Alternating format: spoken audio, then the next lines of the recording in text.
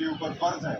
तो जब शहादा फोरम का जो यहाँ धरना लगा तो मुझे बहुत अफसोस हुई कि हमारे ऊपर जो रॉ फंडेड एलिमेंट्स हैं, जो रॉ फंडेड एजेंट्स हैं, उन्होंने हमारे खिलाफ सोशल मीडिया पे टारगेटेड कैंपेन शुरू की।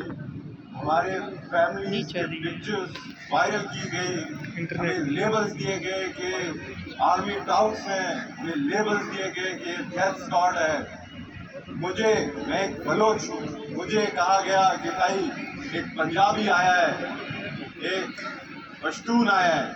तो मैं उनसे ये कहना चाहता हूँ, अगर अपने शहदा के लिए आवाज़ उठाना मुझे एक पंजाबी बनाता है तो मैं एक पंजाबी, अगर एक शहदा के लिए आवाज़ उठाना मुझे पश्तून बनाता है, मैं पश्तून भी हूँ, मैं हज़ारा भी हूँ, जो चाहे मैं वो हूँ।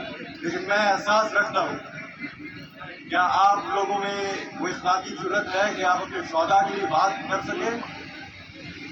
क्या हमारा खून इतना सस्ता है कि आपके जितने भी बैठे हुए हैं तंजीम, शिदत पसंद तंजीम, जिसमें सरफहरिस्त BLF है, वो आकर हमें शहीद कर धनाता फिरे?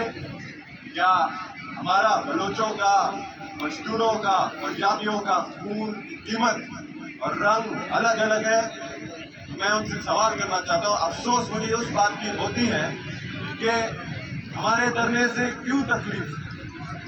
हम अपने आवाज़ उठाने के लिए आए हैं, हमारे ऊपर क्यों इतना प्रोपेगेंडा किया जाता है?